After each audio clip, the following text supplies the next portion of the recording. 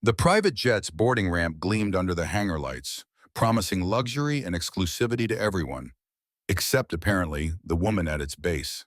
Skylar Hayes, impeccably dressed in a tailored navy dress and pearl earrings, stepped forward with a sense of earned entitlement.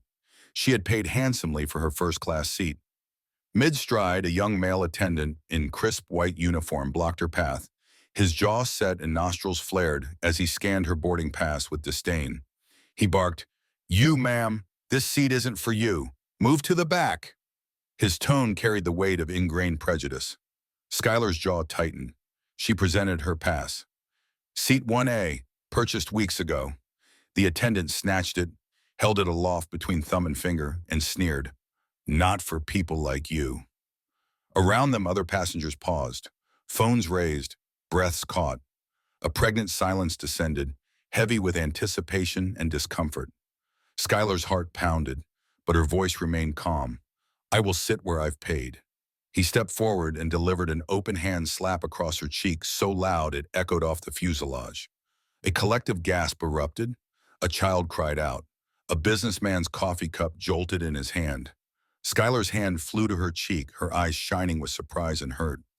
She blinked, tasting metallic shock on her lips, and steadied herself against the railing. The attendant folded his arms, eyes cold. "Consider yourself warned."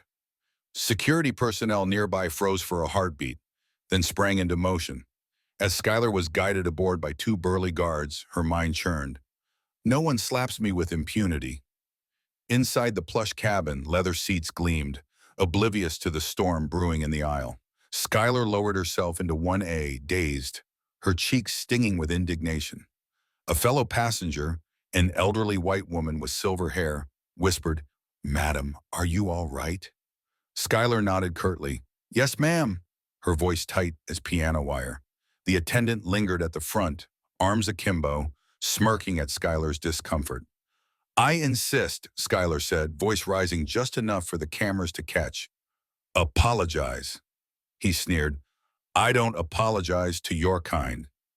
At that, another slap, hard, stinging across her other cheek, eliciting shocked cries. A burly male passenger lunged. "Hey, that's assault!" The attendant shoved him away. "Stay in your seat, peon." Skylar rose, fury igniting in her chest. "Peon? How dare you?" Security rushed forward, separating them. The attendant's face drained of color. Skylar's lip trembled with anger, not fear. "I will see you fired." The attendant barked back, "You wish."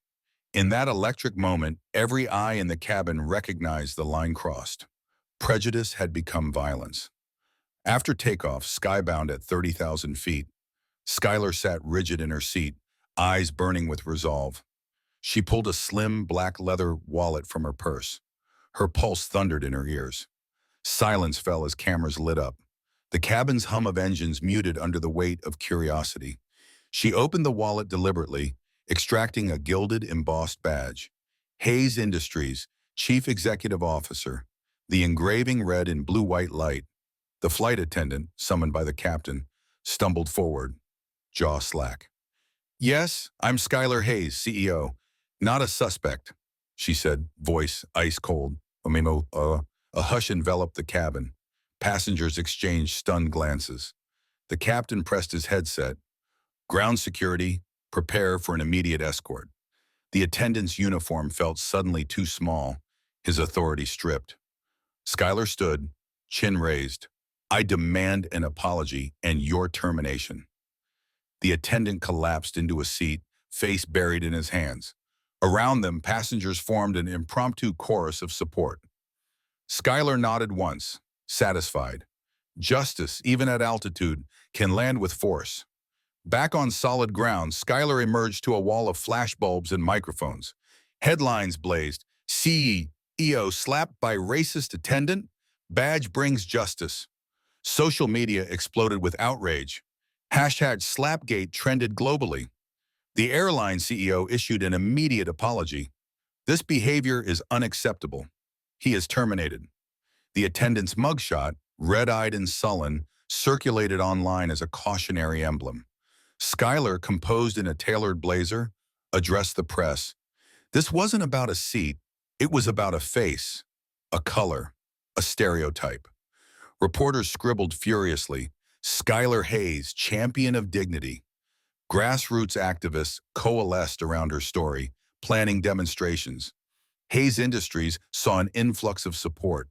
Stocks ticked upward on empathy and respect. Skylar met with the airline board to draft mandatory anti-bias training.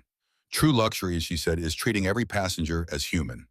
The attendant issued a weak apology, read by a PR spokesperson. No one believed it. Skylar's calm strength became the blueprint. Dignity under fire demands action. Weeks later, a federal aviation committee cited the incident in a landmark report on discrimination. Airline protocols were rewritten. Zero tolerance for harassment. Skylar joined a task force on corporate responsibility, wearing that same badge with pride.